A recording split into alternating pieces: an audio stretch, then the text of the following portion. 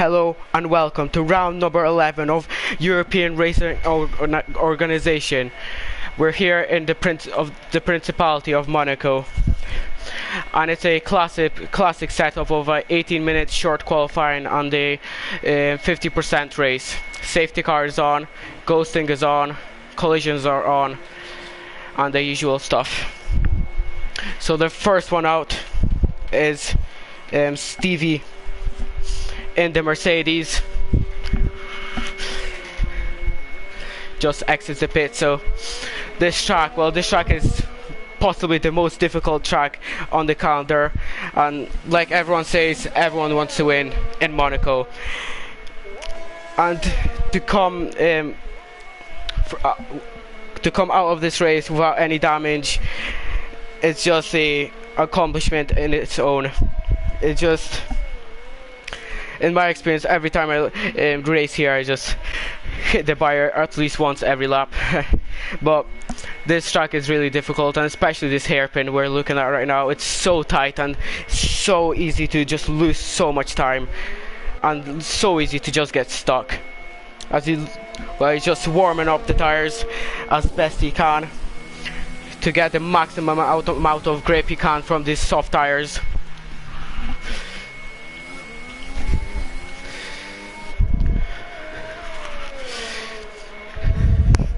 Well, let's see who'll end up in the lead in this race. Known from the past Grand Prix, it's definitely going to be really close indeed and really tight for the win, but this qualifying session matters the most out of every qualifying session. As we all know, it's really difficult to overtake on this track. It's near impossible, some would say. As Stevie just exits turn 1 and he climbs up the hill, and now just goes down gears into third, short shit to fourth, down the hill once again, and now into the hairpin. First gear for this really tight section. Hopefully it doesn't get a lot of air from Kazakh. But Kazakh respectively moves over. But Kazakh on the medium tires you saw, but Stevie like halfway now going through the tunnel, now breaking a 100-meter board into the chicane, and now really exit matters on this one. And this now down 1 gear, easy on the power, top out on this modern over any well, just shows how difficult it is on this track. And so I just lost it at the exit of that swimming pool section, and into the pits he goes, and that was really lucky that he didn't get out right away from there.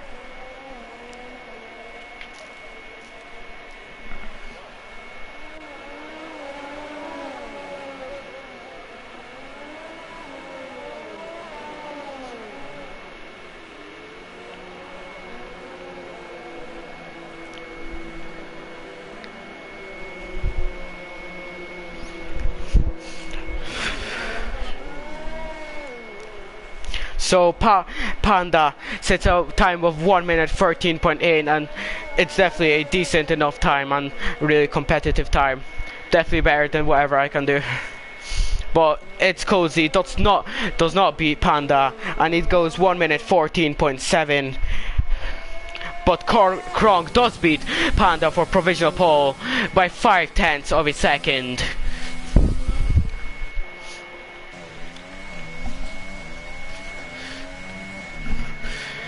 But Kazakh on the medium tires, but yeah, I think he's going into the pits, and that's his in lap.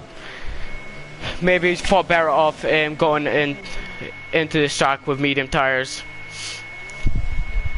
Yeah, now he goes back into the pits.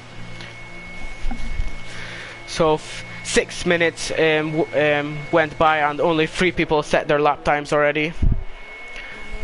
Stevie once again on his outlap after that crash in the swimming pool section,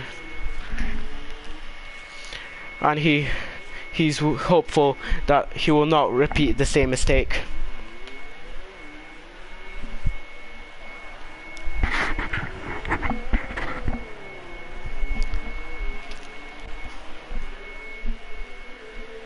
as he goes through the tunnel.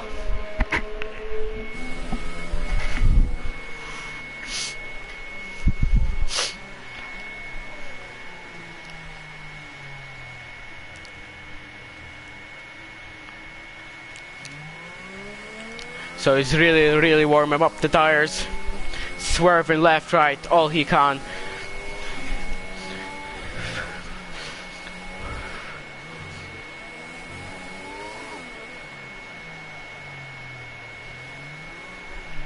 So there's some yellow flags in sector 2, and well, I forgot to check my telemetry, so well, it's really going slow and really possibly wants to get a lot of room, the most he can, but I'll go on tires. And Panda sets a time, and so does It's Cozy, sets in both of them set a time on medium tires, so they're gambling on a strategy. But Kronk's on his soft tires. This track is, if I remember correctly, like 8/10, and maybe I don't know what Stevie's doing. Maybe he's disconnected or something, because he's having real problems right now. We'll see if he bolts on the line. Well,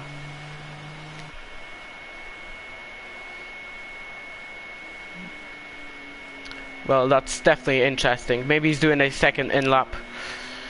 Well, that's definitely possible. Yeah, so both Panda and It's Cozy in the gambling on the strategy. This track should be soft to hards, maybe possibly soft to mediums, or medium to hards, or medium to softs. But Pavio just set it in fastest sector 2, and definitely on a competitive lap time on the medium tires. Where does Pavio end up? And he does not beat Kronks, but it goes P3, provisional second row. It's of 1 minute 13.8. So as I said before, I think it's a time difference between 5 to 8 tenths, I believe, as he locks up into Mirabeau. And that will definitely not only locks up once again into the hairpin, and that will definitely not help his cause.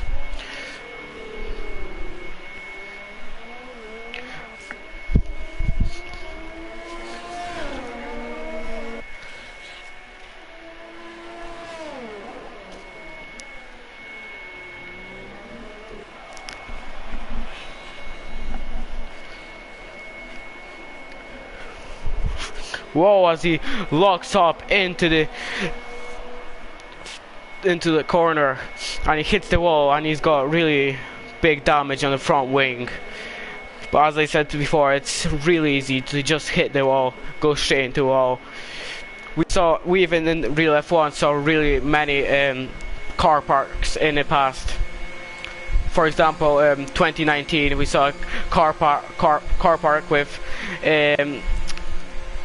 in the Raskas hairpin, I believe.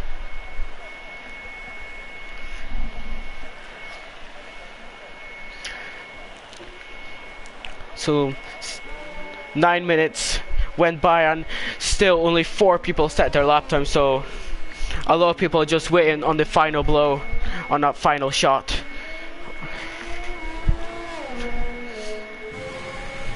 Well, Liam Hogan on the out lap, also on the medium tires, so a lot of people gambling on tires.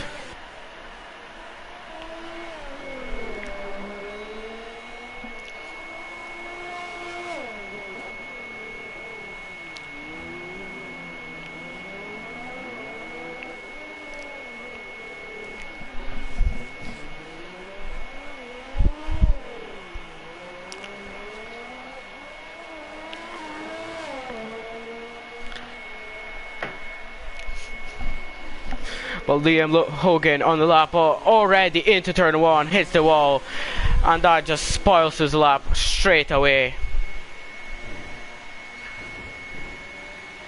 Now he's giving room for Kavak, sorry, respectively. But already 3 people into the wall.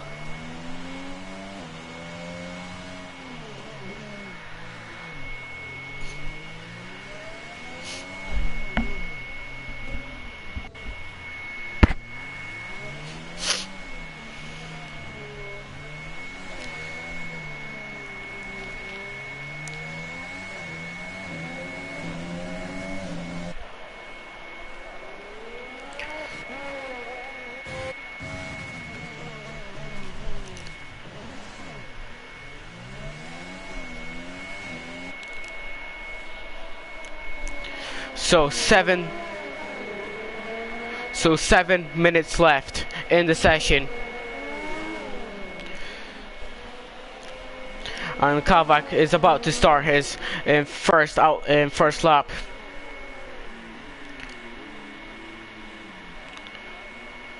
First fast lap, as he's going really slowly, wants to get best possible exit out of the last corner, and he opens in DRS. Great reaction time from him, and let's ride on board with Kavak as he crosses the line, starts his lap time, hard braking into turn 1. The San Devot climbs up the hill through Casino, and now down 3 gears. But it goes quite wide indeed, and he goes downhill now. And really watch out on the and he goes wide once again into Mirabeau, and now into the Grand Casino hairpin. Makes a really decent apex from that, and decent apex from this corner. And now exit of this corner, but hits the wall, and he really slides the corner. But now from the tunnel he goes, but he already spoiled his lap, so there's no point carrying the lap on. So a lot of drivers we see struggling, but hits the wall. But a lot of drivers struggling to set a lap time in this on this track, but we cannot blame anyone.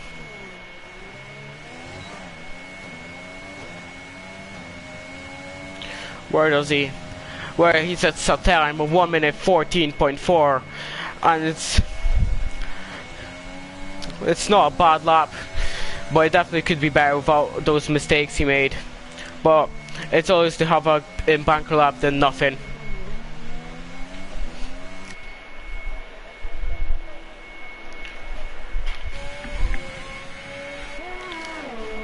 And Leon Hogan will try to make his second lap after that collision.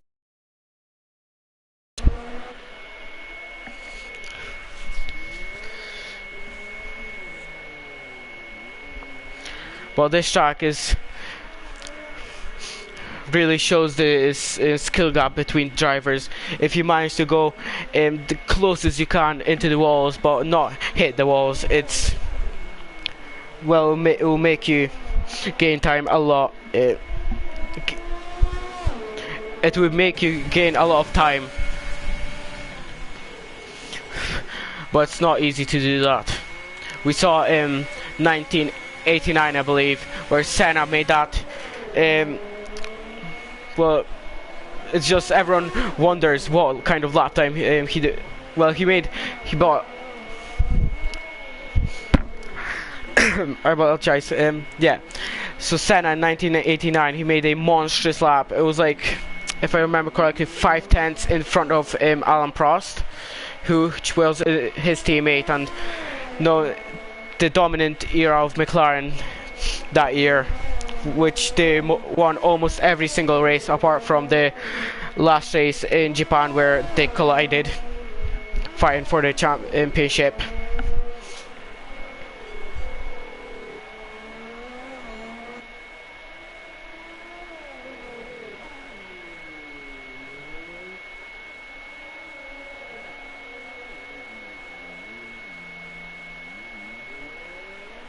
No, sorry, it wasn't 1989 that they collided in.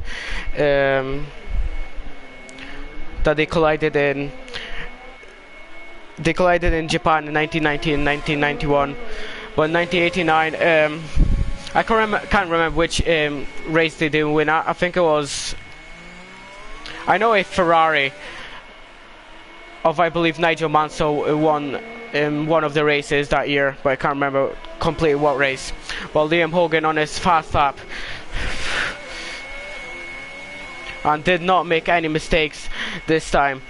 Looks the lap time really clearly clean, but well, he aborted the lap. Probably, because he invalidated the lap early on, so now he's making a second attempt.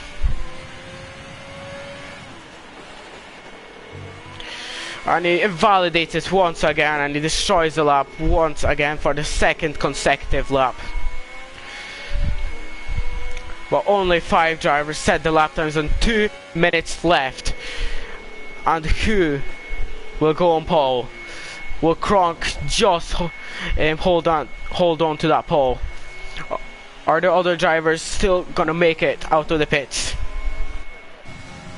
Kavak is also on his lap down, on his fast lap, but this lap certainly looks better than the previous one he had, also on his soft tires, but goes wide once again and spins and fights the car on the exit and once again destroys the makes a mess of that corner. And we'll see if he improves, but open up DRS. No, but he stays P5, but maybe he's got enough fuel on board to make a second lap. We'll have to see, but he does not have enough ERS, as you see in bottom right corner. Oh, as I said, it can sometimes be such a understeery corner as he fights the car in the exit once again.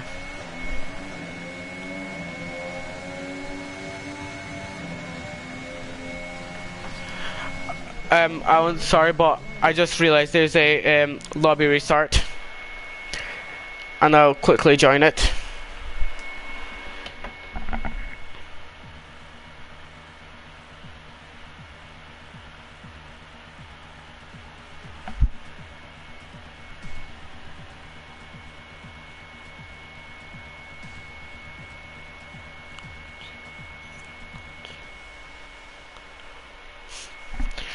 So there's a lobby restart. So that explains why a lot of drivers did not go out. So, and if everyone wants to know, this is my first time in this league, and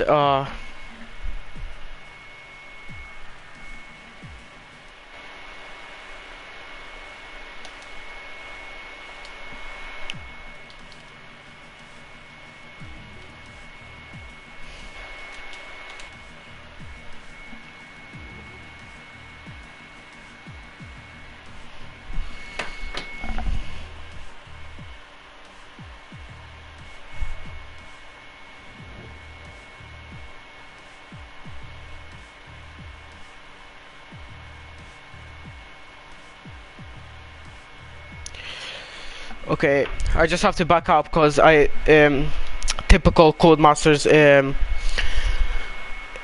server problems, just obviously destroying our experience. But just hopefully if they take over EA,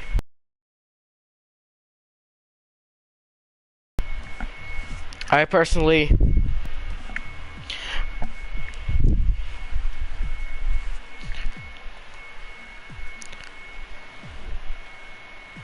yeah, so we see the next in this time. So yeah, hopefully with the EA takeover the servers can be better, but hopefully there will not be any like pay to wins type of stuff EA likes to do. But we've got news that EA the Codemasters crew that's working on the F1 game will stay the same. It's just the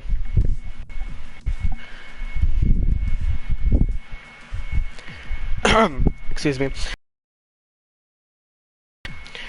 You know, they will have more resources, more money from EA, because the resources they have against Codemasters they used to have is a lot, a big difference. And the F1 2021 news we just got yesterday, I mean, it looks cool and all. Like, this tournament looks really great indeed. And you'll have 2-player career modes, which is also really cool. But we didn't hear any. We also gonna have like 7 classic drivers that can join my team, which I personally do not like the idea, because I really like realism in simulation games. I mean, it's supposed to be a simulation game, so. And like classic drivers, that would just not make sense. Like, for example, if you had Schumacher in a team, and it would just look weird, to be honest. And I guess some people would love the idea, but I would not implement that in my own career, and I definitely won't. But what else was there? Well, yeah, apart from the apart from the story mode, the 2-player career mode, and the 7-player, I don't think there's anything more. But hopefully they fix the physics that sometimes can be in this game. This game, sometimes just surprises us with the physics, and I would just love to see like a new crash engine and that type of stuff. Like when you lock up, you get flat spots. That also would be amazing to see. Like more extreme tire wear, because tire wear on this game is not that extreme that sometimes we see in real life. For example, in Britain, they like a lot of drivers got, it was Sainz, Hamilton, and Bottas got punctures. So we'd love to see that. I know we can get a puncture, but it's really hard. I mean, and yeah. What else would be cool to see?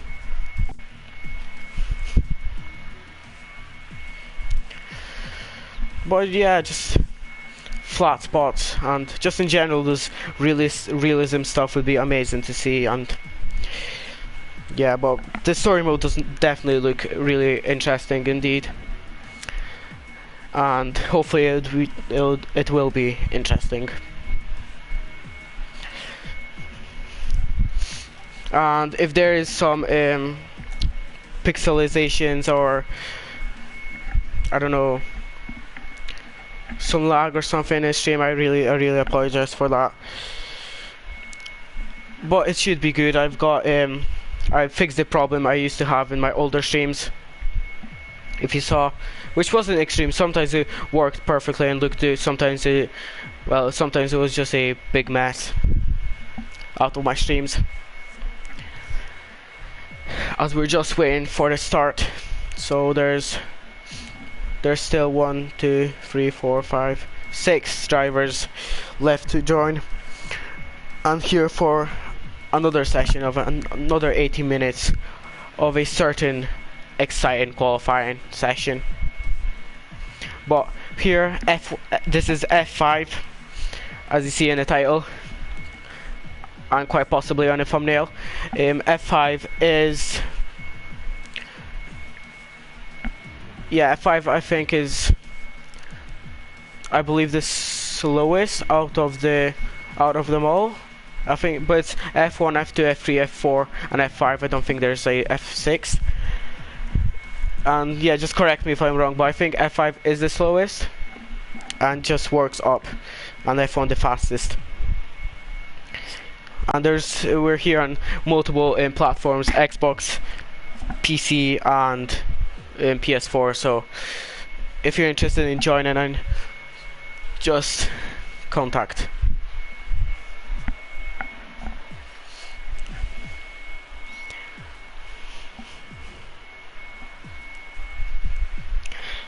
So as you see, if you're interested in the settings we play at, is below. We don't have any practice like almost every league, but we have a short qualifying and a 50% race. That's a classic. Car performance is equal. That's also always a classic. Safety guards are on, collisions are on, vehicle damage is full, weather is not set to dynamic, it's set to light clouds, dry. Which, well, it's a saving grace for some drivers, because I would definitely not like to drive in the wet. Oh my goodness, that would definitely not be anything interesting to do. I would just crash at every single corner, knowing me, and just keeping it on the road would be an absolute massacre. But platform aerials are on, also a classic. Corner cars is strategy. And that's also a thing I would love them to fix, corner cutting, because you have the thing of corner cutting strict is way too strict. Like, you sometimes barely touch curb and you see a 3-second time penalty, which is sometimes really annoying. And just comparing it to what you see in Bahrain in turn 4, like they go half the way off the track, a mile off the track. And but then again, normal corner cutting rules are way too loose, and comes go really off the track completely, and it won't penalize you. So hopefully they can work out the middle ground for that, because both of them are really just annoying. So we're here just loading in the session finally, and here for another exciting 18 minutes.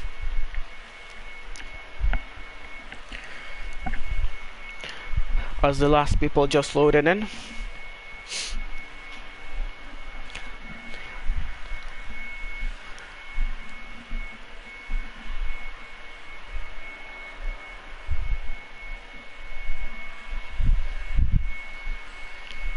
So the principality. They say every driver would love to win in Monaco, but not every driver has the opportunities or the skill for that. We had many kings of Monaco in the past. Senna, which has the most wins out of every driver in Monaco. Graham Hill also, I think he has 5 wins.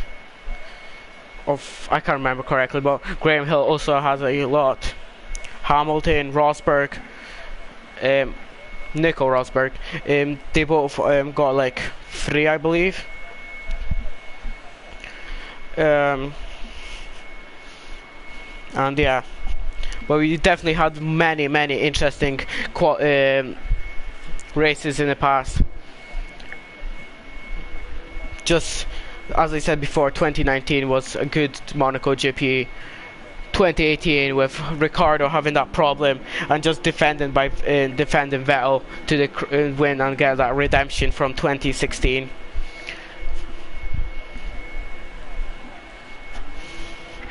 And also that controversy with. And also that controversy of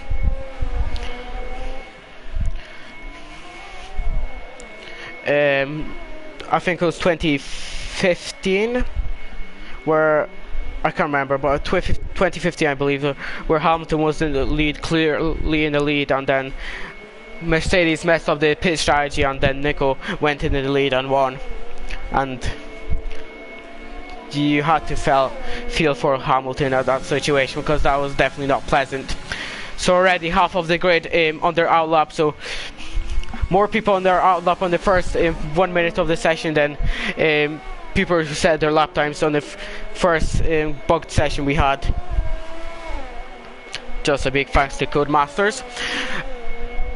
So we're going right on board with Panda Michi on a medium tires, but oh, hopefully it doesn't get a lot of dirty air from the Alfa Romeo. But we'll go on medium tires, and always Rick on the medium tires, Jordan soft, Kronk soft, Caprisk soft, Panda, Pafcho on mediums, Liam Hogan on softs. No, medium, sorry. Well, Luca, this Panda Michi really gets hold up by Liam Hogan, and he hits the wall.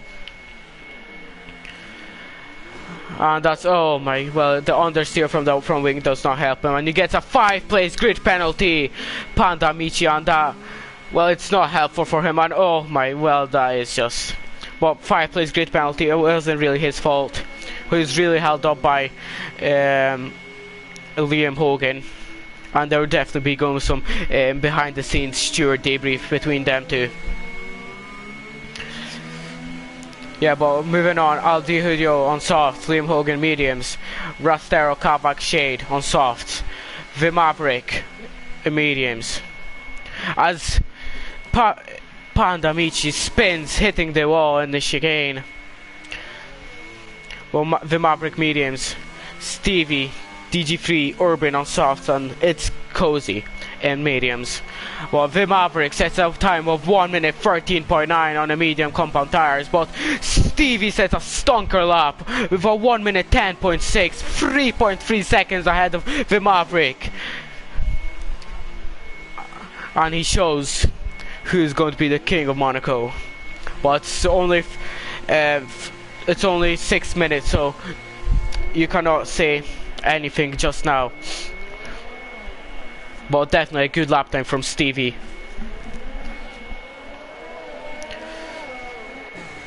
As Liam Hogan is out of the qualifying session while contact with the wall at the same place where famously Senna crashed out in 1989.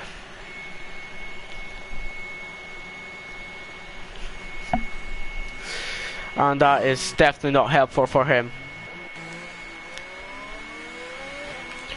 And that stranded car is really holding up a lot of drivers and DG3 who had to take avoiding action law, a couple of at least hundreds, if not tenths.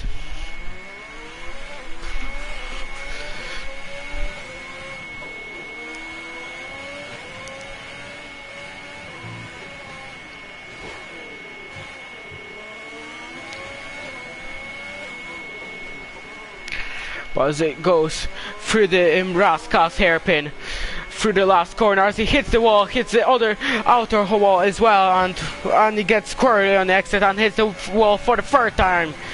And that's definitely not a good time. And after quite a good lap, he messed up on the exit.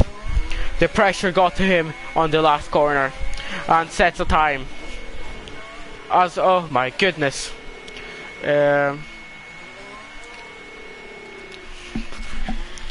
Sets the time of 1 minute 16.1. Now that's definitely not a competitive time enough. But Jordan with a time of 1 minute 17.6. It's cozy for 1 minute 14.9. The Maverick 1 minute 13.9 and Kronk on 1 minute 13.1. But as I said before, Steve with the outrageous lap 1 minute 10.6.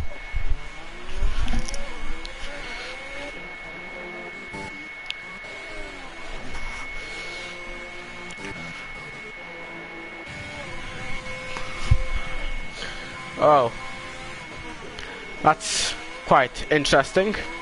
Obviously, he really wants to get as fast as he can in the in-lap done. So a lot of drivers, only 6 drivers managed to do a lap. A lot of drivers backed out.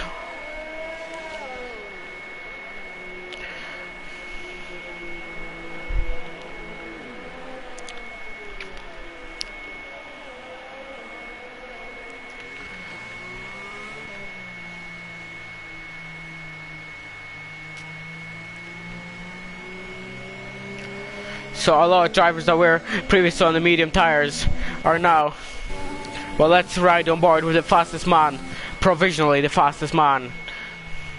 As he goes through the chicane, lags quite a little bit, but that's probably my lag, not his. But he goes through the swimmable section for his outlap, and let's see if he can improve for his second run. It's going to definitely be hard, as this track is not the easiest. I mean, with the time of being really good. But going through the last corner, really at the edge, really close to the wall, and he crosses. And he goes to sand the wall, heartbreaker into turn 1, close to the wall, maximize the exit, climbing up the hill through Casino. And now going around Casino, down the hill once again. We have to watch out on that bump, and now into Mirabeau, no lockup thankfully, going easy on the power, and once again into the probably hardest place, the hairpin. Made a great exit, apex, easy on the power once again, short shifting, and now this exit really matters because there's a long tunnel section. Really maximizes and goes really close, but raking a 100-meter board, going through the chicane, maximizes the curb, skipping through the sausage curb, and going one gear down, easy down, sword shift into 6th, goes through the semi-pole section, but Urban might just hold up Stevie, and hope he doesn't. No, he doesn't, going through Raskas, hairpin, really short shifting once again. Great reaction, DRS time from Stevie, but does he improve his time? No, yes he does, by 1/10 of a second, and it's a 1 minute 10.2, and that's another great lap from Stevie, but 2 seconds further than his furthest competition. But Aldidio 2.6 seconds further. But the Maverick, what happened to Maverick? Did he crash out or something? Or did he just retire? I'm not too sure, but something happened to the Maverick.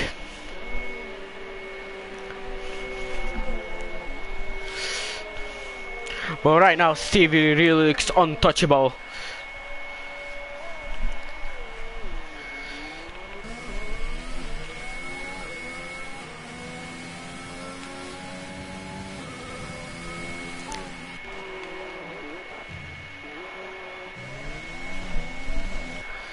But always Rick, can he deny a provisional pole from Stevie? Look how fast the F1 car go through the simple section. It's just impossible how much reaction time they have to not hit the wall and maximize the speed through corners. But he drifts through the last corner, but will this deny him some time? And he goes P2, but not enough as he spins into the wall.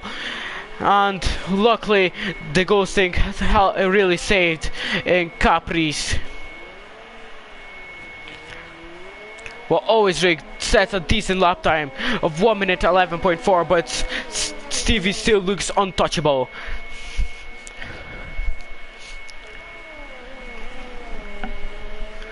Still 5 drivers need to set their lap times.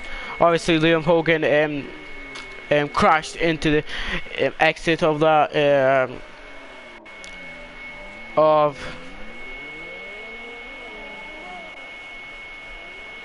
turn 8.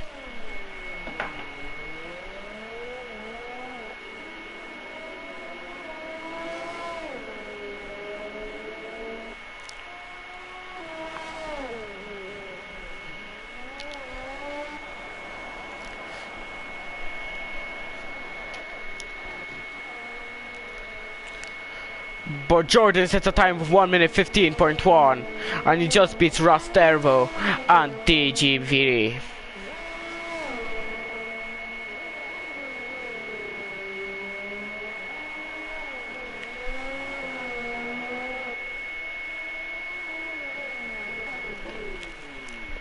So almost 5 minutes left. We'll start the final lap. Obviously with the track ramping up, the track offering more grip on the drivers improving their times with the grippier track.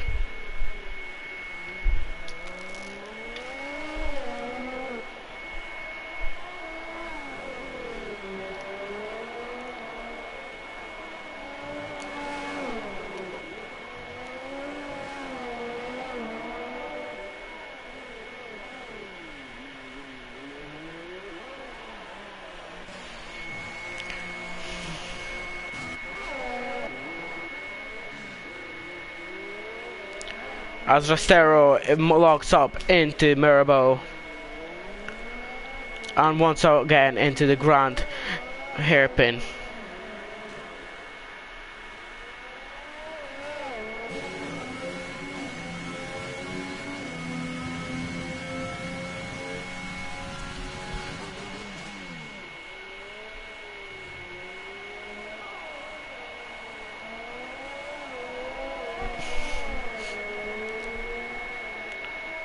So 4.5 minutes left. Still 5 drivers need to set their lap times. I saw that was Pafcho on the exit of that chicane.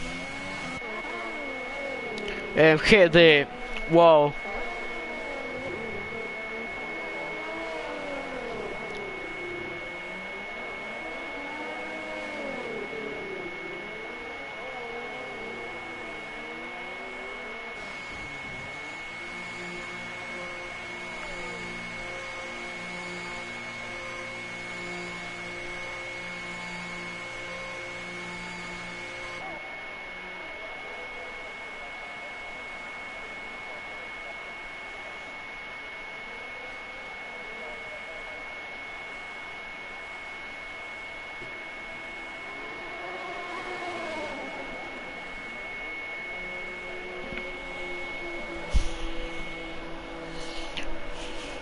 So 3.5 minutes left. We saw Capricciosa, Capriskid. I apologize.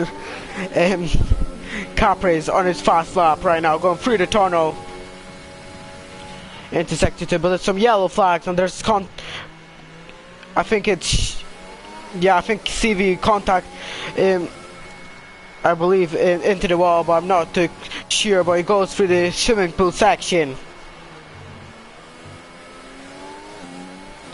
into the Raskas hairpin. Really close to the wall, almost hits it, but manages to stay out. But let's see what kind of time does he set. And he sets a time of 1 minute 14.6. But still Stevie untouchable with 2.5 minutes left. Who will stand on pole? Right now it looks like Stevie with the provisional pole lap time. But can anyone just deny his pole? Can anyone beat Stevie? I see, that's Aldido. I think that was him in a wall.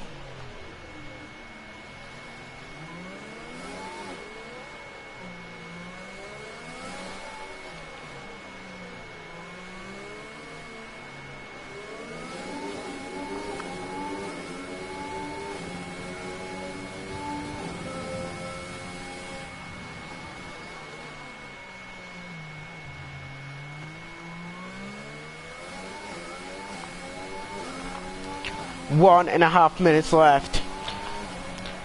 Two drivers still need to set their lap times.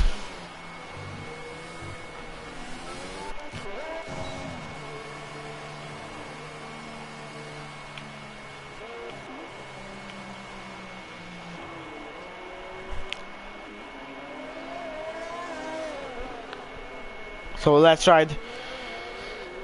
Let's see what can Stevie improve.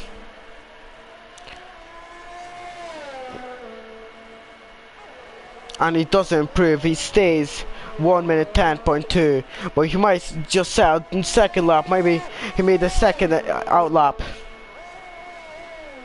or a slow lap, but always rig the one that's the closest to Stevie. Can he gain 1.2 seconds? Can he make a wondrous lap and deny Stevie?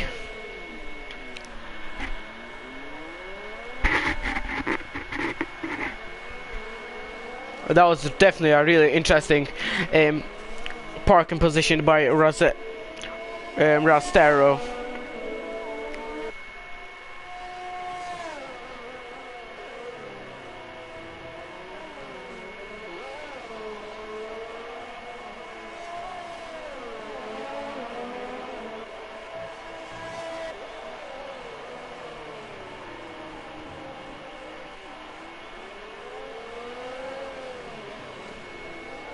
So he goes through the Raskas chicane and he dives down the inside and he'll not improve.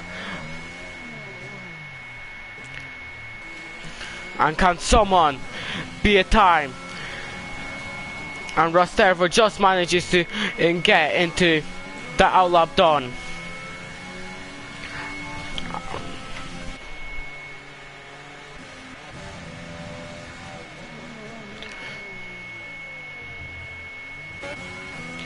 So let's Rastervo. Can he deny Stevie the pole? He needs to gain 1.8 seconds. It's definitely doable. Stevie showed how it's done. But Rostervo, can he capitalize of Stevie's mistake on his third lap? Can he capitalize on the track ramping up? He goes through the tunnel and he breaks on a 100-meter board into the chicane. Really close to the wall, but locks up, and that will definitely not help his cause for pole. And he hits the wall, and this will definitely deny people now going into the pits.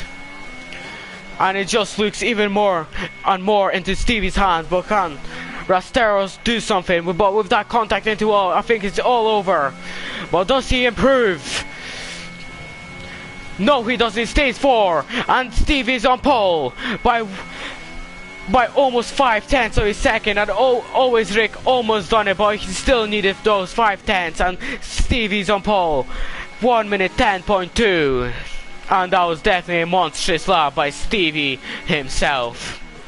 Great qualifying session, and Stevie, if he just manages to hold on and not make any mistakes in the race, the win could be his with the overtaking possibilities.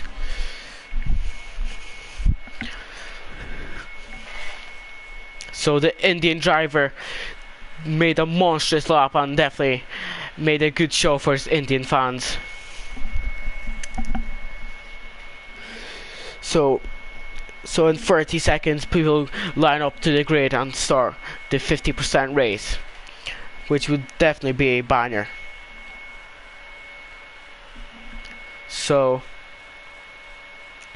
from 1st to 15th last, 5.9 seconds the gap.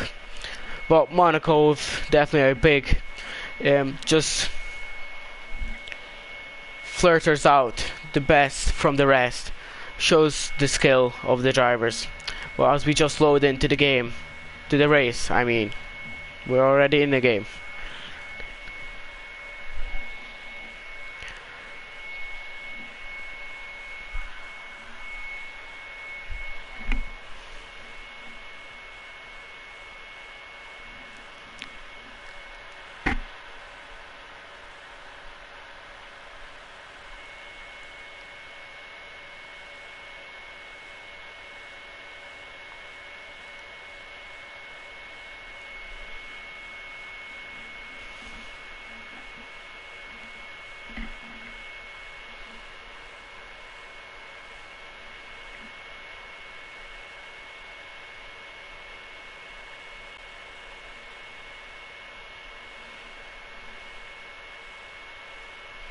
So 10 seconds left. I would quickly go for a drink. So hopefully I can make it.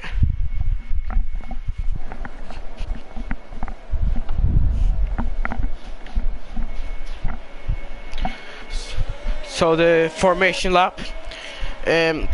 Drivers will try to warm up the tires the best they can, but let's run you through the grid order for today's race. Well, Stevie with a monstrous lap on pole position, with always Rick 5/10 behind him on qualifying pace in the Red Bull. Then in P3 it's Pafcio, and it's Urban completes the second row. 5th is Rastervo. 6th is Aldi Hudio. And I'm really sorry if I mispronounced your name, but he completes the 3rd row. It's Cozy in 7th, Kronks in 8th, in a Racing Point / Aston Martin. 9th is Maverick in a Ferrari. 10th is Caprice. 11th is Shade in a Mercedes. Jordan is 12th in a Ferrari. 13th is the Alpha Tauri of Kavak. DG3 is the Alpha Ferrari. Leon Hogan disqualified from the formation lap and obviously crashed in the qualifying. Panda Michi rounds up the grid. But as we saw just the predicted strategy was medium to hards and soft to hards. Well, possibly people try to gamble soft to mediums or even mediums to softs. It's definitely doable. But will the tires last? Do they have the tire saving compatibilities? but Stevie will definitely needs to be cool. No pressure for him as they just start to line up for the grid. Just realized it's a full Haas second row. Not something we see in real life quite often. Well, as we go to 5 red lights here in the Principality, it's go.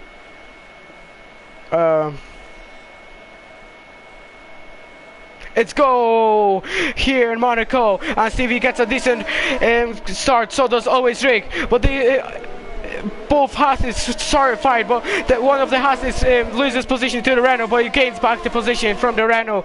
There's people falling down the grid, possibly some crashes, but disqualified front section is DG3.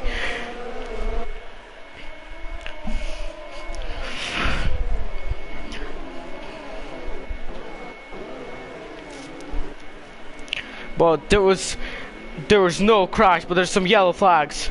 But unsurprisingly, there was no crash, and did some people destroy the front wings? Well, it's really hard to say.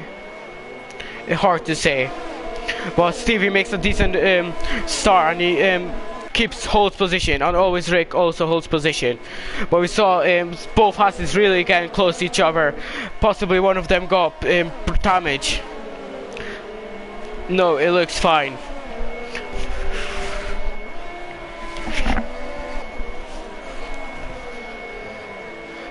But Jordan,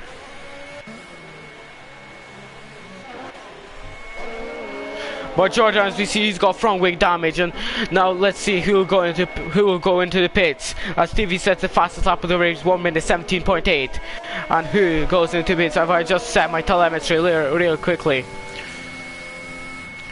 So Jordan with a really great start, gained 3 positions. Panda, great start for him, it's gained 2 positions. Well, DG3 and Liam both disqualified and out.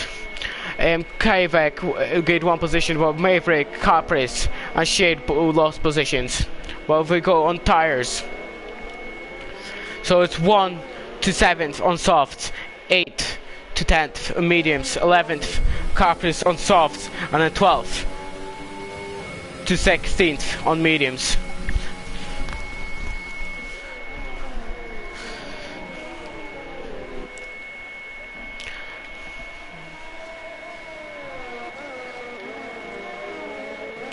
So Stevie already opened up the gap to over a second, so that he always Rick will not get DRS just yet.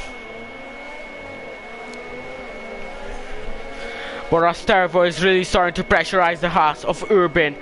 The gap is under a second. He will get DRS after 3 laps. So now,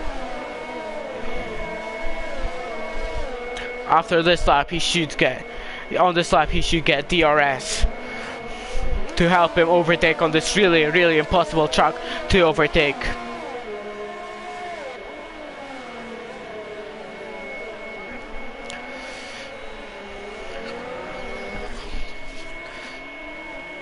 But Pafjo is already 3-second gap to Always Rick. Always Rick is actually starting to gain on Stevie, so Stevie not showing the same pace he had in qualifying, but maybe Stevie's just saving his tires, not pushing them too hard. But there's some yellow flags in sector 2, and well, it's green flags now, but we got a really awkward camera as they go for the tunnel, but he's not close enough. He's really far, and this track is, well, he locks up into the chicane, and Urban gets a 3-second time penalty, so he's really feeling the pressure of Rasterbo. But Rasterbo also locks up. They go for the simple section, skipping through the sausage curb. But Capri's kid, what happened to him as he spins in the chicane after the tunnel? Or perhaps maybe some contact with the other driver. But Panda Michi possibly had some damage on the opening lap, so now 11 seconds behind. But Jordan is out of the race. Possibly a crash. Is this a safety car? Look where he parks up. Well, it's quite a... Well, it's quite a dangerous spot for Ferrari, so perhaps it will be a safety car, which would definitely help out some drivers. For example, always rake. Well, I don't think there will be. Yeah, he just despawned, so there's no safety car from in Jordan's stranded car.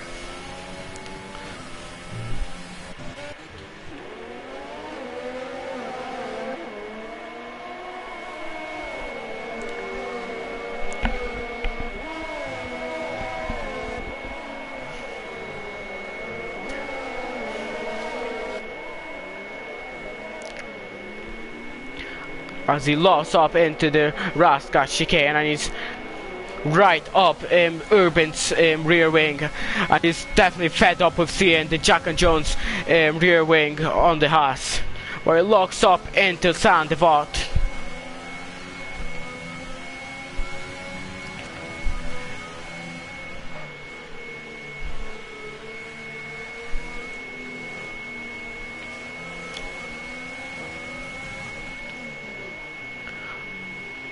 And Rostervo is definitely not helping the cause of the tires with all this locking up. I need to get a double lock up into the Grand in Casino hairpin.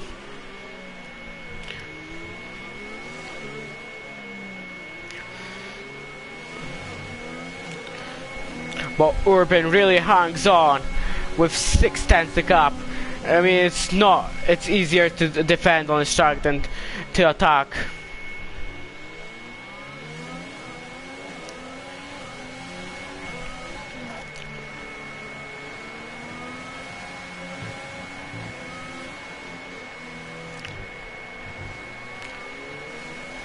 As we see, the tires are really quite bad. Urban makes a mistake, he hits the wall, and well, hopefully Rostervo did not get any damage with Urban going into the pits, but Rostervo will definitely be delighted with Urban's hitting the wall, and Rostervo goes up to P4, but now he will definitely look at the rear mirrors and seeing the pink of the racing point of Aldidio.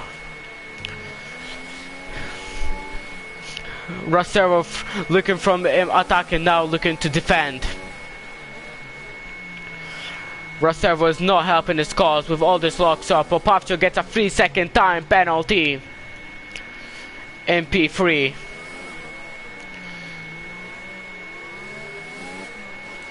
Let's be kind of Aldidio gets an exit really matters, but he's just too far away. The straight is not long enough unless he makes a monstrous lap, which luckily he doesn't. He thinks better of it. He knows he has to be patient. He cannot make any stupid mistakes or anything. He really needs to be patient. This is the key word in Monaco. Be patient. Do not force anything.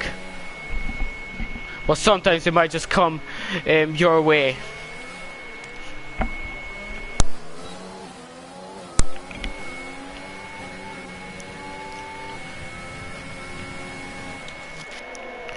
But it's Code C, really closed off to Aldidio and Rostervo.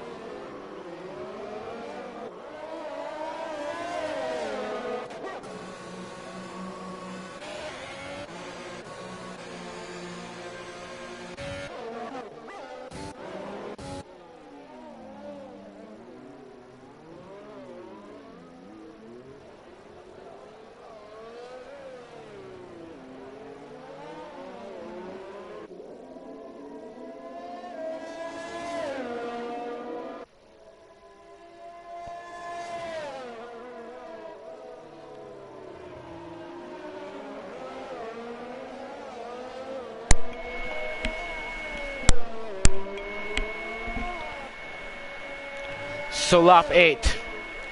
And Rastervo in P3.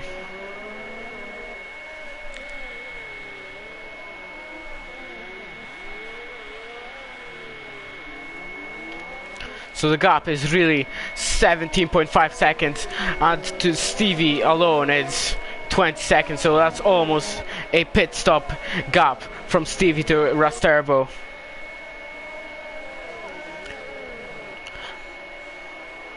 But as you see, Rastervo's got some wing damage, and that's why he's holding up the guy. But Pafcho is possibly out of the race. What happened to Pafcho? Well, we'll see in a minute. And it's a virtual safety car. It's not full cost costing. It's a virtual safety car. And you rather get a feeling that a lot of people will now dive into the pits, unless the first VSC is not long enough.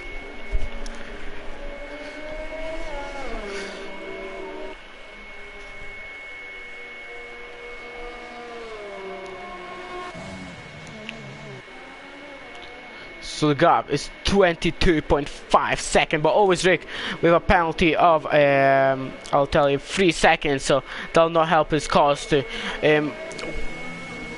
take Stevie's win. So there's 12 runners out of 16, 4 DNFs already here in the Principality.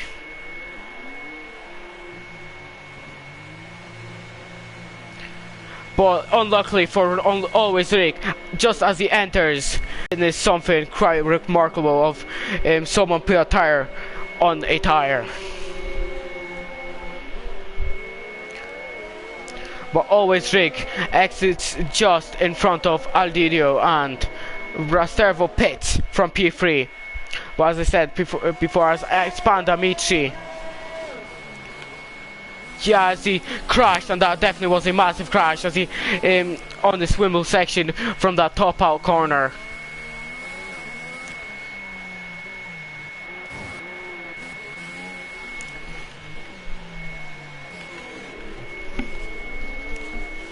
So as I said before, so this track is, I think, better off overcutting than undercutting, because if you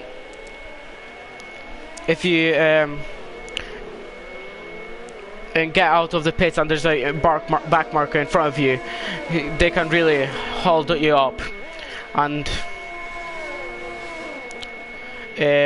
well, it'll definitely cost you a lot of time and will hurt your tires, because well, with the dirty air that comes from the car in front, it damages your tires and you just lose overall grip. The turbulent air that goes through the car in front, and the car that's really close in front will loses a ton of grip. And that's just a short version of how it works. But Aldidio gets into the pits. So if you can make the overcut work and save the tires, you can gain a lot of time.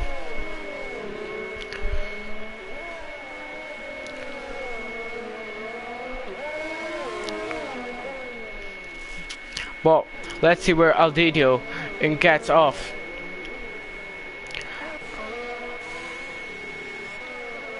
But Aldidio rejoins in front of Rastervo, so Aldidio, as I said, the overcut works for him and he gets in front, Aldidio.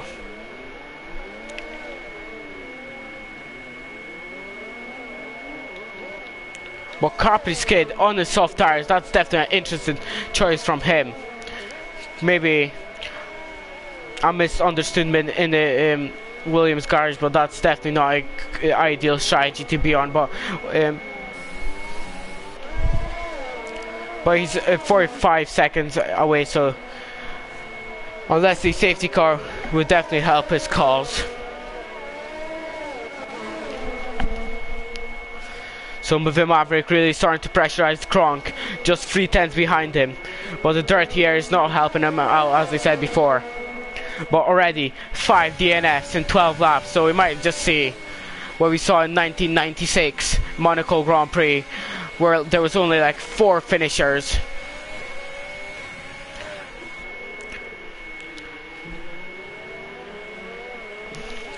4 finishers in that race, and yeah, it was definitely a remarkable race.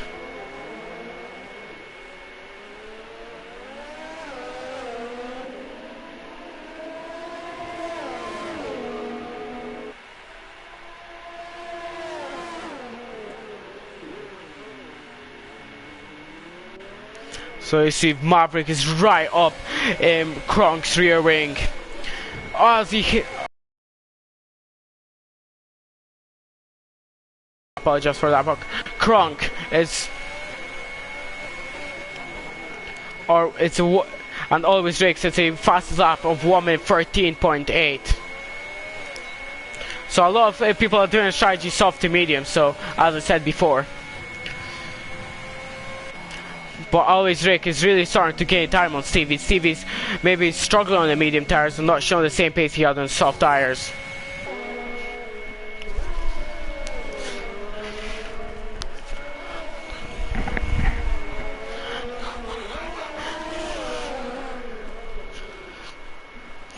And you rather get a feeling that Maverick is really getting frustrated in the cockpit, seeing that BWT rear wing.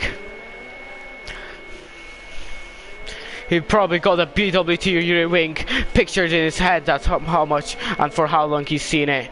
Really getting frustrated in the cockpit, and hopefully that would not make him make any mistakes or make any unnecessary moves. He really needs to get patient, just wait and keep pressurizing Kronk for him to make a mistake. But you see, Kronk is got from front wing damage, so that's why he's holding up the Maverick so much. But Urban Chaos is, and always Rick is another fastest lap of the fastest lap of the race. Just send fast lap after fast lap. Really wants to pressurize Stevie and gets, but he's almost within the DRS range. But there's some yellow flags in sector 3. And what happened?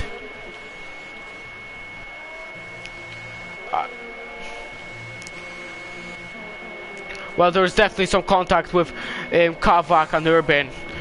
Sadly, we don't see a replacement wing, so there was some contact, and it's a VSC. But still no full safety car, so that's definitely weird. I would love myself a safety car. Would definitely spice up the race even more.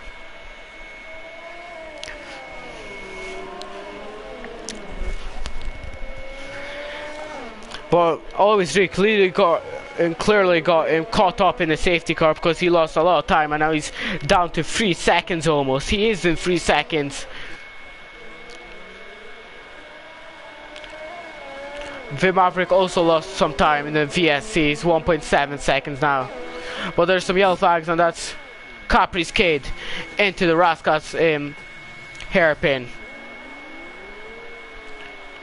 And you know, surprisingly, he goes another lap on the tires. But always Rick, possibly some damage from him. And was to P2, almost pressurizing Stevie. And now down to P4 with a mistake from his side, quite possibly, and some damage. And that's definitely gotten for him.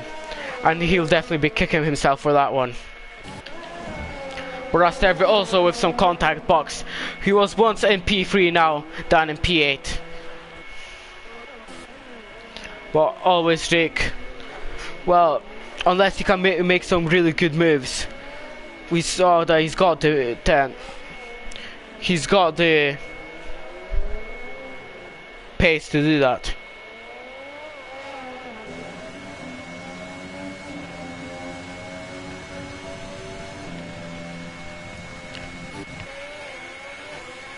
So the Maverick caught up once again to Kronk.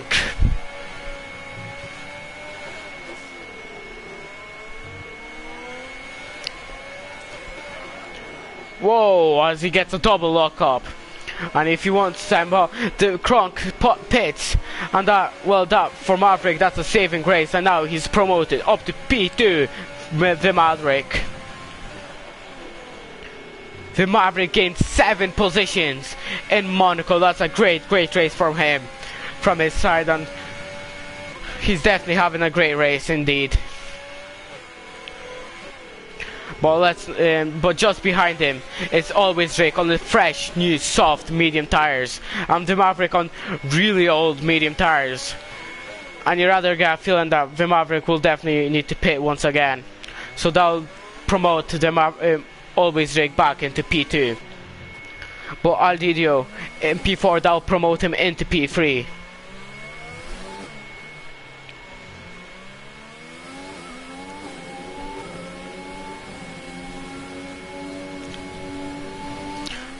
So yellow flags, now that's a Haas. And let's see what happened to him. Yeah, in the casino, it crashed, Urban did. And that's gotten for him. Was in solid points positions, but it's another VSC, no safety car once again, and it just really saves Stevie. Definitely really delighted to see VSCs more often and no safety cars. I apologize. So already 6 DNFs and only 10 people left, so everyone that finishes is in points paid positions.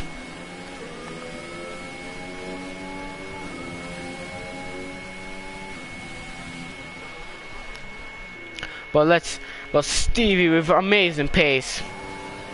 But Shade got overtaken on a VSC by Kronk, and Kronk is now up to P.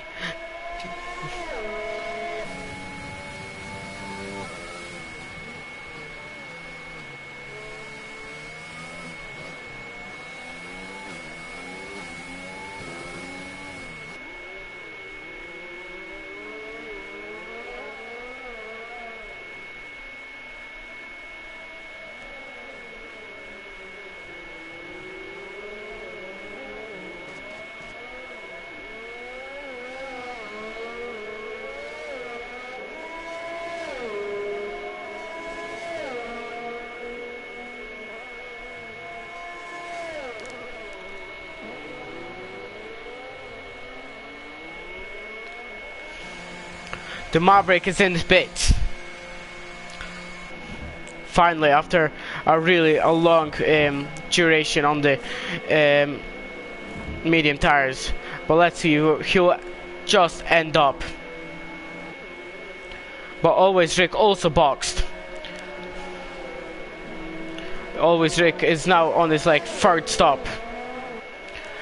And Always Rick is now overtaken by the Racing Point of Kronk. But inside, Racing Point / Aston Martin double podium, second from third.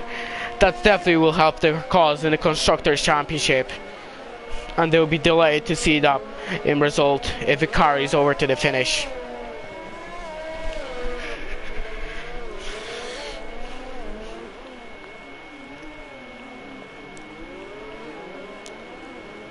So 20 laps left of this exciting, thrilling Monaco Grand Prix.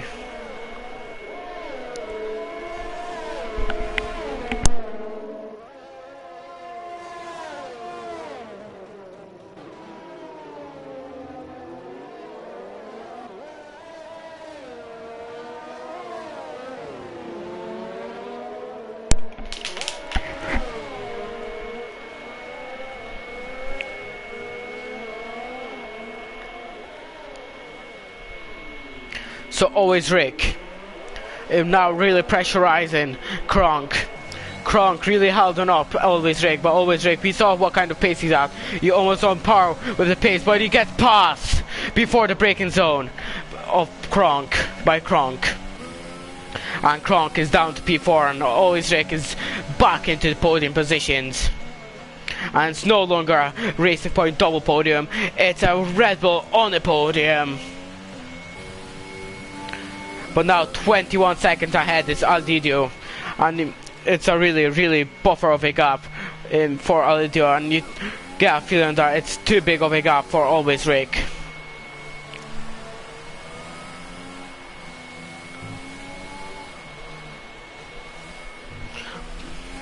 Well, really amazingly, you still didn't see any car parks or any car parks in Monaco, here in Monaco on this.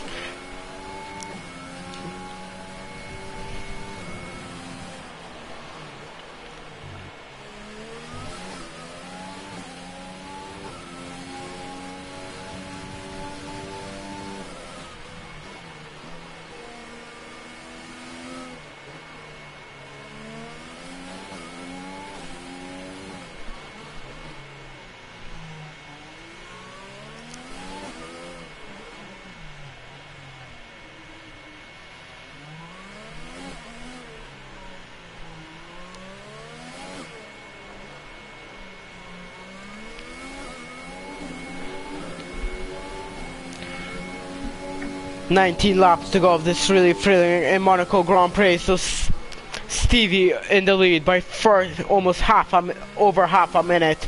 Really amazing pace from him, and really showing who's the king of Monaco, and didn't have any contact with the wall at any stage. But Aldidio behind in second place for the Aston Martin. But then a position down is always Rick, 20 seconds behind Aldidio. Was running P2 in most of the race, but then Kronk in P4 for Aston Martin. The Maverick, who was running in podium position but had to box for hot tires, in P5. Rastervo, who's also at one stage running the podium positions, in P6. It's Cozy in P7. And Williams, who's actually, Shade in P8, 20 seconds behind. It's Cozy. Kavak is 5 seconds behind Shade in the Alpha Tauri, and a further 1 minute down is Capri's Crowd in the Williams. And then we have got the DNS of Urban Chaos, Panda Michi Pafcho, Jordan DG3, and Liam Hogan. Urban crashed into the casino, and Panda Michi, I think he crashed in Raska's hairpin, if I remember correctly. Pafcho, I can't remember where he crashed. I know Panda Michi had a massive crash at the swimming pool section. Pafcho crashed out in the Raska's chicane, and so did Jordan, if I remember correctly. And G3, I can't remember. I think he also had that problem, but I'm not too sure.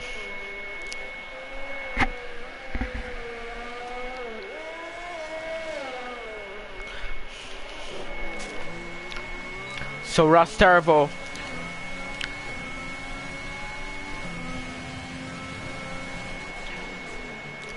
on a much softer tires now, going after the Maverick. Rastervo will try to recover from what he lost. But while that is going on, let's see what kind of penalties. Always because a 6-second time penalty. So if Kron can gain some time and get within that 6 seconds, he can get promoted to P3. Rastervo got 8 seconds. It's Cozy got 3 seconds, and Kaivek and Krapis both got 3 seconds. Pit stop, so Stevie made one stop, no contact with the wall. Same goes to Aldidio. Always Rick got 3 stops, so he really has the pace, but he just cannot keep it off the walls. Kronk, Vimar, 1 stop. Rastervo and it's Krozi, both done a 2 stop. Shade done 1 stop. Kavak done 2 stops, and Capri's done 3 stops. And see, Maverick has contact with the wall, and he's really ghosting, and he'll get a chance. This is really a big chance for Rastervo, but he had to lift off, and it just saved the Maverick from loss. But he gets wide and he locks up, and they're going to go wheel to wheel up the hill through Casino, and Rastervo gets past the Maverick and he's up to P5. But that was, the Maverick will be gutted with that. He really hit the wall, but he almost had it, but then it made a mistake into Saint Devot.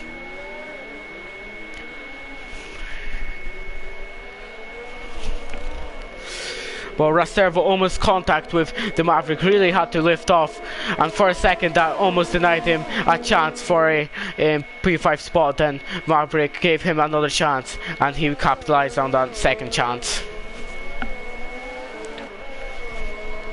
As the Maverick gets a 3-second time penalty. So which other highlights do you remember from Monaco Grand Prix? Well, there was one race once the F1 channel, I think it was a year ago, through the pandemic, the F1 channel posted, it was like the race that nobody wanted to win, and there was obviously like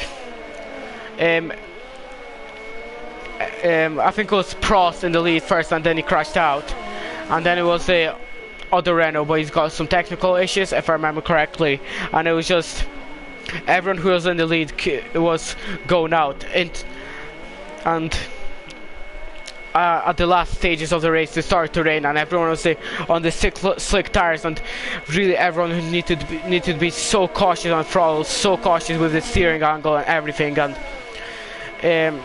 everyone who was in first place just spun out or crashed out until like the final corners, and you really didn't know who actually won the race because it was getting so confusing and everyone getting first and crashing out or something.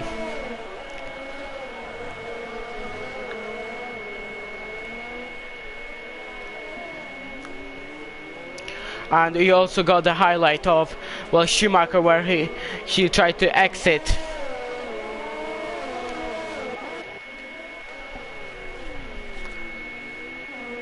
And you see Caprice is now getting lapped by Shade. Kavak is pressure on Shade for P8, and Kavak is getting past Shade, and that was the easy pass by him. Now he'll be hoping to pull out a gap.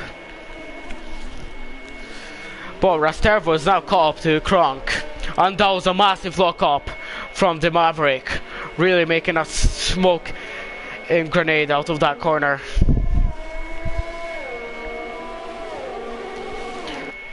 Yeah, so from that tunnel you just saw, there was once Schumacher. He crashed out. I think it was contact he had with Montoya, and it was a safety car, and it was everything slam and dandy, but just suddenly, but as you see, Rastervo's got some wing damage, and he's still catching up to Kronk, so Kronk really not showing a great pace right now. But yeah, Schumacher, it was really shocking, but Maverick went to the pits, but it was really shocking to see Schumacher just suddenly without a wheel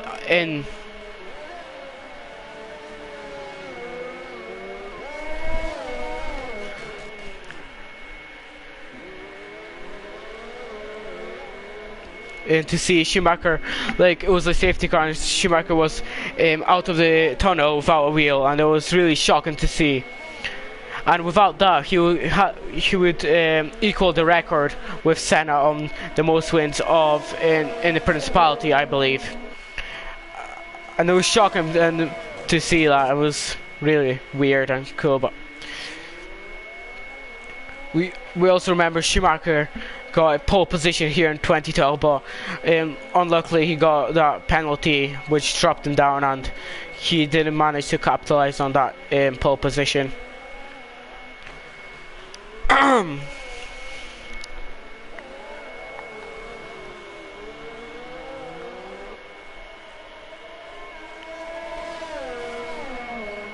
As Stevie gets a 3-second time penalty for the first time, and the only drivers without penalties is Kronk and Aldidio. Funnily enough, it's both the Racing Point / Aston Martins. 11 laps to go, and Rastervo is really 5 tenths behind Kronk, and he's really starting to pressurize Kronk, but Kronk without that penalty, so he doesn't need to so he doesn't have as much pressure as he would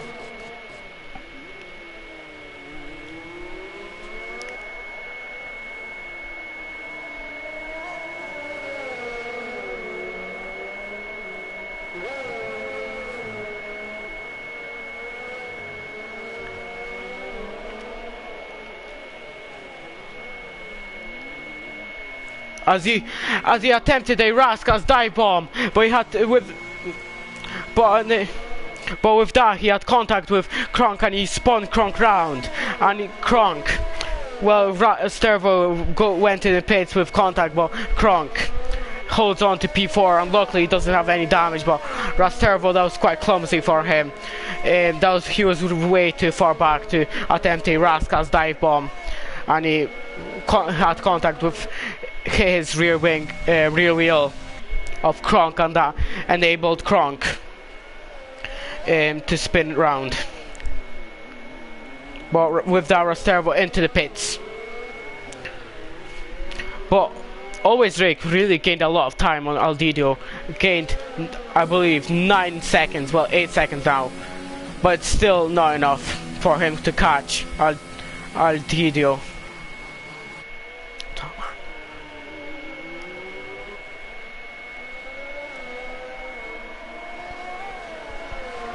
10 laps to go. And right now Stevie in the lead of the race with a comfortable margin.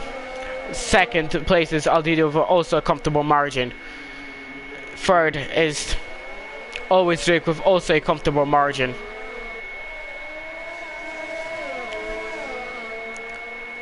But it's Cozy really starting to pressurize Kronk. It's Cozy gained a lot of positions with the Maverick and Restarvo pitting. Great to see that from him. But he's got a 6 and 9 penalty, so it will not help his cause in any shape or form.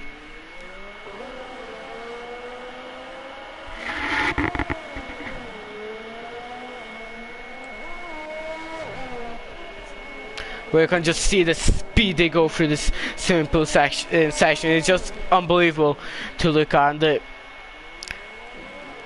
and that they have enough in time to think, to know. It's just incredible. So obviously today we had the first two practice sessions of the I apologize. We had the first two practice sessions of Imola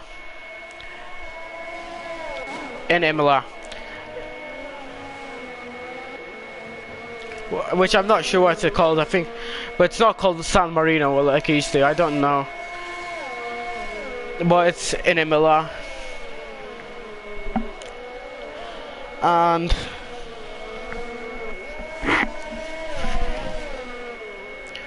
well, we saw Charles Leclerc obviously crashed out in the practice session,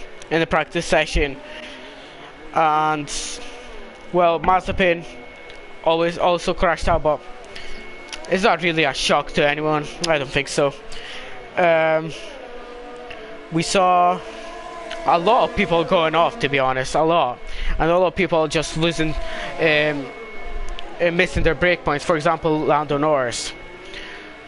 And we did see Sergio Perez and Esteban Ocon that got had contact with each other. Funnily enough, that's quite like, you know, but it's because he's 4 tenths behind Kronk. Kronk is really pressurized. But if Stevie's now lapping the P4 position, that's incredible. He lapped everyone up to P4 almost. Stevie really showing incredible pace in this race, and showing who's the king in Monaco.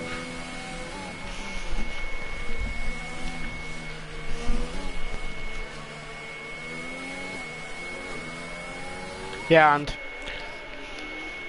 so funnily enough, Ocon and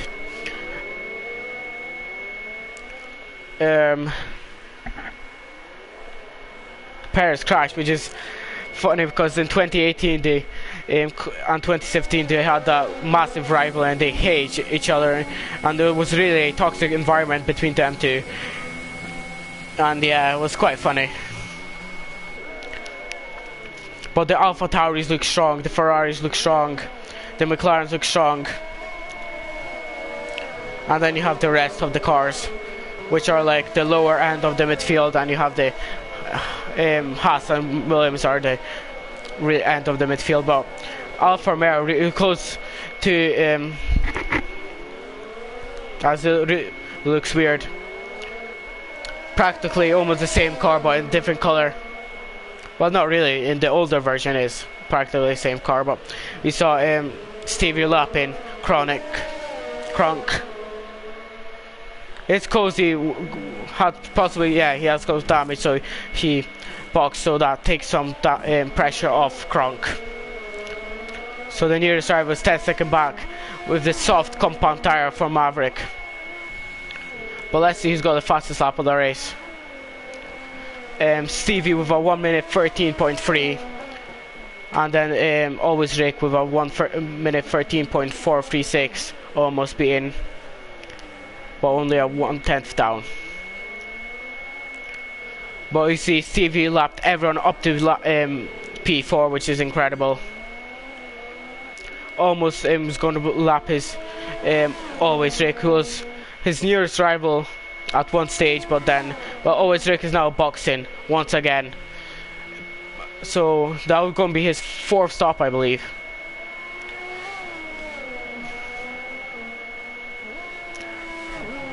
Yeah, and you rather get a feeling that he'll now yeah.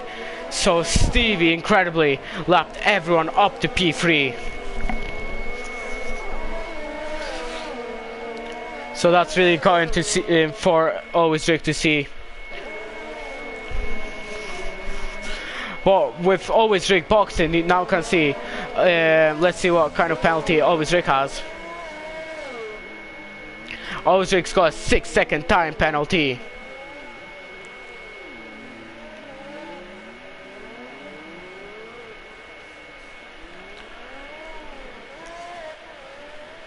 Wait. Stevie had some contact at Mirabo, I believe, and he's got some damage. So will he box, or will he stay out? Either way, I think he's gonna box, but it's not like he's going to lose anyway. So, well, Kronk is now 3 seconds.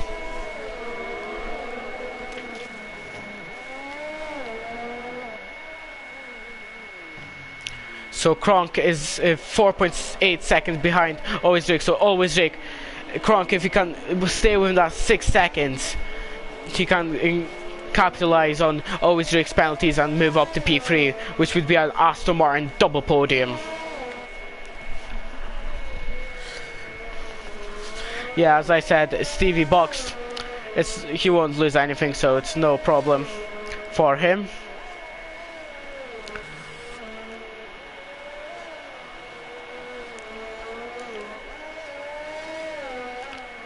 So with that, with Stevie boxing, he's now lapped everyone up to P8. He lapped Krappis 3 laps, but Krappis will still get that 1 point. So it's good that he didn't rage quit at any point.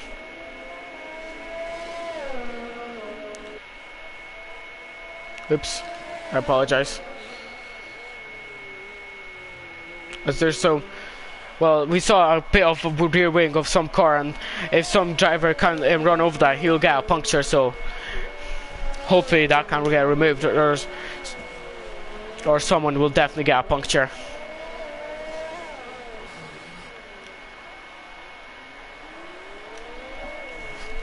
As it's Cozy DNF'd.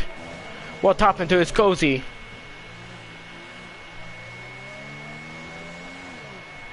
And it's a full course caution, and that definitely brings some spikes for the last 4 laps. And can Aldidio capitalize on that, and can Aldidio overtake Stevie in the last laps? But what happened to its Cubsy? I'm not too sure. I can't see his car anywhere.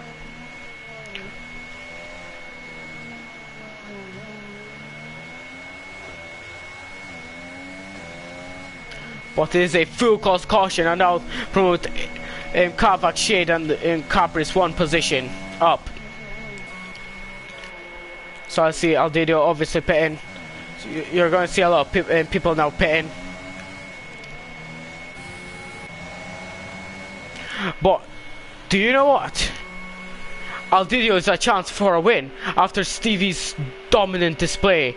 Stevie's got a penalty, Aldidio doesn't. So if Aldidio holds on to that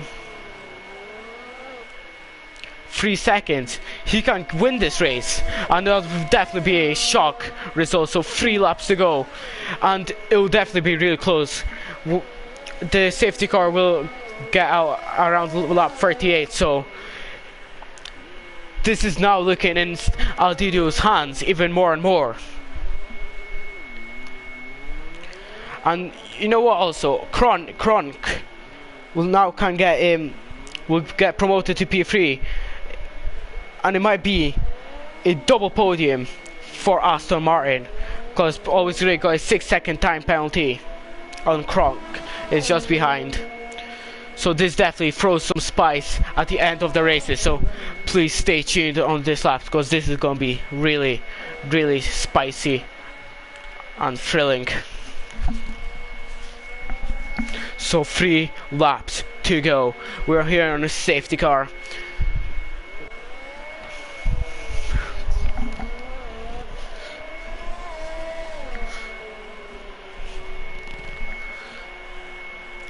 So this the field is really widespread, spread out. So yeah.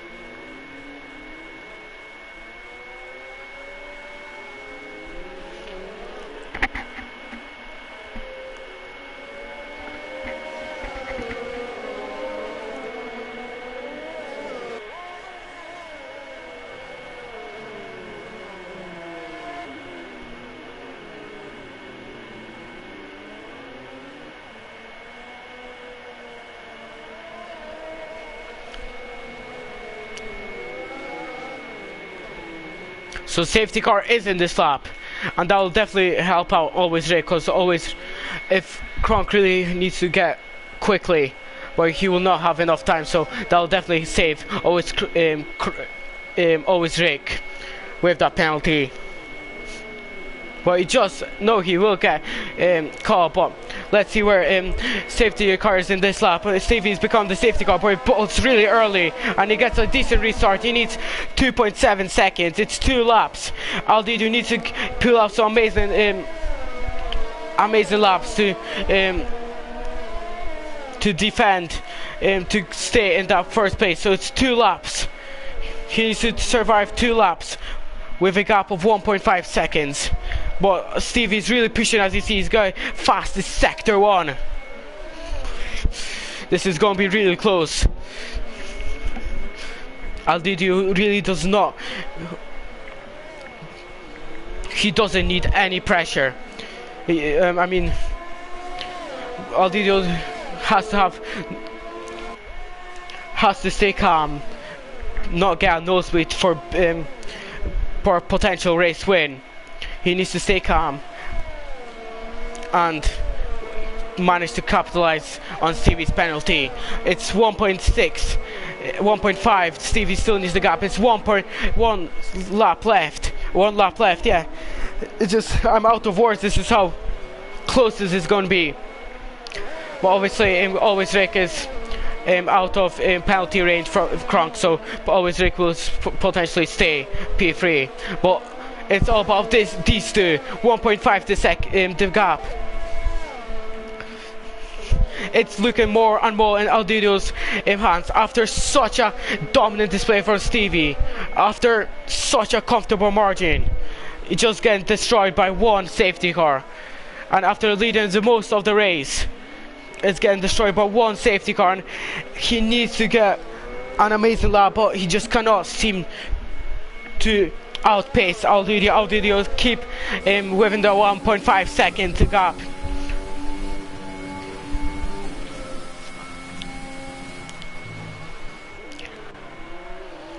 And it's just this one sector left. Can Aldidio is looking more and more in Aldidio's hands. It's 1.5 the second after a dominant display from Stevie. 1.7 the gap after leading most of the race. And it gets destroyed by one safety car. He wins the Monaco Grand Prix on track, but it's Aldidio who takes the race. And it's great. And this just shows how much penalties matter in this game. And Aldidio capitalizes on the safety car, capitalizes on the penalty, no mistakes, and beats Stevie. And Stevie, well, it's definitely gotten for him. He'll definitely be kicking himself for that, because Stevie, after leading most of the race, lapped for everyone up to 4th and almost up to 3rd, loses the position just in the safety car. Aldidio wins the Monaco Grand Prix, and that is amazing. That was such a shocking last lap, and Kavak and the driver of the day. What would I say is my driver of the day? Well, I'm going to give it to Aldidio. I know it's easy to pick the race winner, but just the way that he didn't make any pressure, managed to capitalize on everything else, made everything work. Obviously got a little lucky with that safety car, but managed to capitalize in it. No mistake when he knew that the safety car, his race win is up for grabs. And he wins the Monaco Grand Prix. It's an Aston Martin race win. But you have to feel for Stevie. It's definitely unlucky for him, and it's gotten for him. So I'll run you through the good order for today's finishers. So Aldidio, it definitely shown great for the British fans, wins the Monaco Grand Prix. It's a track where everyone wants to win, but Stevie in P2 after a gotten race for him. Always Drake in P3, almost got P2, almost got P1 at some stages, but just settles for P3. Kronk P4, the Maverick P5, Rastervo in P6, Kavak in P7 to drive over the day, P8 is Shade, Capris in P9, and 10 downwards it's non-finishers. But it's a great day for the Aston Martin team. They get 25, they get 37 points for the team, for the constructors.